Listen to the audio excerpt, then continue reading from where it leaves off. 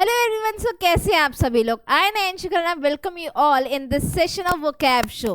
तो आज हम क्या करने वाले हैं, आई होप आपको वो दोनों सेशन बहुत अच्छे लगे होंगे और आप लोग ने वोकैब याद करना स्टार्ट कर दी होगी। तो अब पहले तो हम ये सीखेंगे वोकैब रिवाइज कैसे करनी है। अब मैम तो आती हैं कि मैम ने 10 वर्ड्स पढ़ाए और चली गई, मैम फ्रेजेस पढ़ाए चले गए, लेकिन ये तो हमारे लिए दिक्कत है ना कि हम इसको रिवाइज कैसे करें। तो रिवाइज करने के लिए ये नहीं कि आपको बस एक एक वर्ड का मीनिंग याद करना है। मीनिंग मैं हमेशा से, अगर आप मेरी क्लासेस ली हैं तो मैंने उसमें भी बोला है कि मीनिंग रिवाइज नहीं करना है, उसको क्या करना है, हमको सेंटेंस में यूज़ करना है। आपने कोई नया वर्ड सीखा, सपोज आज मैंने आपको 10 वर्ड्स करवाए या 10 to 12 वर्ड्स करवाए, आपने उनका मीनिंग देखा कि ये मीनिंग है, आपने सेंटेंस यूजेज भी देखा, तो उसी सेंटेंस को या फिर कोई और सेंटेंस जो आप डेली लाइफ में यूज़ करते हैं उस वर्ड को यूज़ करिए उस सेंटेंस में। तो क्या होगा, जब आप वो सेंटेंस यूज़ करेंगे वर्ड से रिलेटेड तो आपका कंसेप्ट क्लियर होगा, एंड वही वर्ड का मीनिंग या सेंटेंस आप किसी और को बताएंगे, इधर योर फैमिली मेम्बर्स और फ्रेंड्स, तो आपको वो याद होगा, क्योंकि चीज़ें शेयरिंग करने ही से ही बढ़ती हैं। तो नॉलेज भी ऐसा ही है कि जब तक शेयर करोगे तो वो आपको और अच्छे से याद होगी। तो अब क्या करना है, जल्दी से डेली कि वोकैबुलरी याद करनी है। याद कैसे करनी है, सेंटेंस का यूज़ करके। एंड अब वोकैबुलरी जो मैंने पढ़ाई वो तो इनफ नहीं है कि मैम ने तो कुछ लिमिट के वर्ड्स बता दिए कि हाँ ठीक है, द हिंदू भी पढ़ना है, रीडिंग स्टार्ट करनी है। रीडिंग कैसे करनी है, डेली भले एक पैसेज करो, एक पैराग्राफ करो, नहीं कर पा रहे ज़्यादा, एक पैसेज कर लो, बट रीडिंग ज़रूर करनी है, ज़रूर करनी है। बिल्कुल लिख लो ये चीज़ कि reading and vocabulary, these are the 2 important aspects for exam. तो रीडिंग करनी है डेली। जब आप एक पैसेज करेंगे, एक पैराग्राफ करेंगे, ग्रेजुअली आप इंक्रीज करेंगे। कैसे, एक पेज पे आएंगे, देन आप 2 पेजेस करेंगे, तो ऐसे रीडिंग आपकी होगी। और देन जो वोकैबुलरी आपको लग रहा है कि डिफ़िकल्ट वर्ड से नहीं हो रहा है, उनको ज़रूर अंडरलाइन करिए, सेंटेंस में यूज़ करिए, उसका मीनिंग देखिए एंड लिखते जाइए, क्योंकि लिखने से बहुत चीज़ें याद होती हैं। एंड उसको अपनी डेली लाइफ में यूज़ करिए, क्योंकि डेली लाइफ में जब भी उसको इंटरेस्टिंग वे में यूज़ करते हैं तो ज़रूर याद होता है। एंड रीडिंग भी ऐसा नहीं कि बहुत बोरिंग है कि मैम ने बोला इसलिए करना है, या टास्क है एक इसलिए करना है। मूवी देखने जाते हो, याद रह जाती है हमको स्टोरी मूवी की। एक बार मैं बता देती हूँ क्योंकि मूवी की स्टोरी क्या है, कल की देख के आए होगे, स्टोरी बता दोगे। तो रीडिंग भी ऐसी करनी है, स्टोरी समझ के, उसको इंटरेस्टिंग वे में करना है रीड, ठीक है, कि बिल्कुल इमेजिनेशन खो जाओ उस चीज़ में कि हाँ बिल्कुल इमेजिन करना है कि ऐसा हो रहा है। तो क्या होगा, रीडिंग हमारे माइंड में आएगी तो हम याद कर पाएंगे कि हाँ ये हुआ था, ये हमने ये वाला पैसेज पढ़ा था, उसमें ये हुआ था। जब भी एग्जाम में आएगा आप रिलेट कर जाओगे। तो चलिए जल्दी से स्टार्ट करते हैं आज का वोकैब शो। एंड आज क्या है हमारे पास, आज है हमारे पास जो कुछ वर्ड्स जिनका सिनोनिम या फिर एंटोनिम बताना है आपको। तो विच of the following is a synonym of bilateral. Bilateral एक वर्ड दिया हुआ है आपके सामने, जिसका आपको क्या करना है, सिनोनिम बताना है। अब सिनोनिम आपको पता है कि सिनोनिम क्या होता है, सेम मीनिंग है ना। तो अब बाइलेटरल, बाय मीन्स होता है टू, दो, तो ये तो समझ में आ रहा है कि समथिंग समथिंग दो से रिलेटेड है। तो अब बताओ, यूनिलेटरल हो सकता है? नहीं मैम, यूनि तो एक ही होता है, तो बिल्कुल नहीं हो सकता। मल्टीलेटरल हो सकता है? मल्टी तो 2 से ज़्यादा होते हैं, तो भी नहीं हो सकता। म्यूचुअल हो सकता है? It can be. चलो नेक्स्ट देख लेते हैं, बिकॉज म्यूचुअल में हमें थोड़ा सा डाउट है। इंडिपेंडेंट, आज़ाद, नहीं हो सकता। सिंगुलर तो बिल्कुल भी नहीं हो सकता। तो यस, म्यूचुअल। बाइलेटरल मीन्स होता है आपस में दो लोगों का कुछ डिस्कशन, दो लोगों का डिस्कशन, तो हो गया हमारा म्यूचुअल करेक्ट आंसर। चलिए नेक्स्ट देखते हैं, जल्दी से करिए, इसका आंसर बताइए। What would be a synonym for headway. Headway का सिनोनिम क्या होगा, क्या होगा, बताओ आंसर। हेडवे, अब हेडवे मीन्स आगे बढ़ना, तो क्या होगा, डिक्लाइन कर देना? ना ना ना ना, डिक्लाइन तो बिल्कुल नहीं।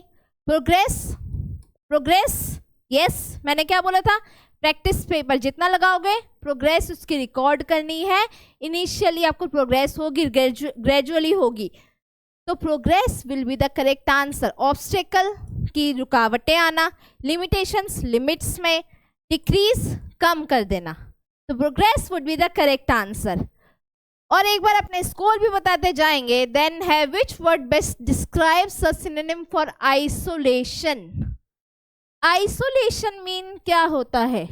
अकेले, कि जिसको अकेले रहना बहुत पसंद है, या खुद को बाकी लोगों से दूर कर लेना, अकेला रहना। तो कम्युनिटी तो ग्रुप होता है, तो कम्युनिटी बिल्कुल नहीं हो सकता। इंटीग्रेशन हो सकता है क्या? नहीं हो सकता। कॉन्ग्रेगेशन नहीं हो सकता।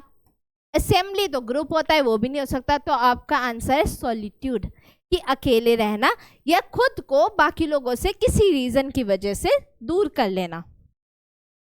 नेक्स्ट है select the synonym for outreach. Outreach, अब आउटवर्ड है मीन्स बाहर, इसका क्या होगा? आउटरीच बाहर जाना, रीच करना, आउटरीच करना। अब मैं बोलूं कि इस टॉपिक के लिए आउटरीच करो या डिबेट करना है कुछ, तो क्या होगा? विड्रॉल मीन्स होता है निकालना, तो ये रॉन्ग है। रिट्रीट भी नहीं होगा। रिडक्शन कम करना, एंगेजमेंट, क्यों इंगेज करना? आउटरीच मीन्स अपना ओपिनियन दूसरों से शेयर करना, उनका फीडबैक लेना या उनके ओपिनियन जाना। Suppose if you want to do something, या आप एक बिजनेस स्टार्ट करने वाले हैं, तो आपने अपनी फैमिली के साथ एंगेजमेंट किया, कम्युनिकेशन किया कि क्या करना चाहिए, कैसे करना चाहिए। चलो, which of the following is an antonym of transatlantic. Transatlantic में वर्ड आ रहा है आपका एटलांटिक, तो means something related to continent, कि इससे कुछ कुछ कुछ कुछ रिलेटेड है। बट इसमें बताना है हमको एंटोनिम। एंटोनिम मीन क्या हो गया? अपोजिट। तो कंफ्यूज मत होना कि पहले तो सिनोनिम मैम करवा रही थी, अब एंटोनिम आ गया अचानक से। तो एंटोनिम होता है अपोजिट। अब अपोजिट क्या हुआ कि ट्रांसलैंटिक का international, domestic, overseas, world wide या फॉरेन। जल्दी बताओ इसका आंसर। ट्रांसलैंटिक, एटलांटिक मीन्स बहुत ज़्यादा कॉन्टिनेंट्स में फैला हुआ, तो इसका अपोजिट हो गया डोमेस्टिक, जो विद इन अ कंट्री है। ओके गाइस, चलो, what is the antonym of summit? Summit का एंटोनिम क्या हो गया? पहले तो हम समिट का मीनिंग समझते हैं कि टॉप पे, बिल्कुल ये टॉप पे, पीक पे। तो एपेक्स, टॉप, टॉप तो टॉप है ही, नादिर होता है नीचे, जीरो लेवल पे। तो this will be the correct answer. Why? Because antonym पूछा है। चलो, choose the antonym of delegation. Delegation meaning क्या हो गया? डेलीगेशन मीनिंग क्या हुआ? रिप्रेजेंटेटिव्स? नो, क्योंकि ये तो प्रतिनिधि होते हैं। Commission? Commission? No. Retention? Yes. Why so? Because delegation mean group. Okay, so retention will be the correct answer. Which word is an antonym for purge? Purge का antonym क्या होगा? Purge का antonym जल्दी से बताएंगे, and this will be your homework. अब last question homework तो बनता है, तो इसका आंसर आपको कमेंट्स में बताना है कि क्या होगा इसका आंसर। एंटोनिम आपको बताना है पर्च का। चलो, तो आज के फ्रेजल वर्ब्स जल्दी से कर लेते हैं हम। क्या है? Calls for. अब फ्रेजल वर्ब क्या होता है? फ्रेजल वर्ब होता है वर्ब प्लस प्रपोजिशन। कोई भी वर्ब दी हो, उसके साथ प्रपोजिशन का यूज हो रहा हो, तो वो हो गया हमारा phrasal verb. Like calls verb है, फॉर प्रपोजिशन है। कॉल्स फॉर तो क्यों होता है यूज? क्या मीनिंग है? टू रिक्वायर और डिमांड, कि रिक्वायर या डिमांड के लिए हम यूज करते हैं कॉल्स फॉर। देन है स्टे अवे। अरे स्टे अवे तो बहुत ईजी है, सबको पता ही होगा। To avoid participating on in और अटेंडिंग समथिंग, किसी चीज में, किसी जगह में पार्टिसिपेट नहीं करना, उससे दूर भागने को कहते हैं stay away. Stem from, to originate और derive from a particular source. अब स्टेम फ्रॉम से ही याद कर लो यार, स्टेम मीन्स जुड़ा होना कहीं से, तो stem from. Engage with, engage हो आप उस चीज से, means to become involve in और इंटरेक्ट विथ समवन। जैसा कि हमारा फर्स्ट या सेकेंड वर्ड था एंगेज होना, तो एंगेज विथ। आई होप आज के वर्ड्स आपको अच्छे लगे और होमवर्क जल्दी से करना है, कमेंट्स में बताना है। And stay tune with this vocab show.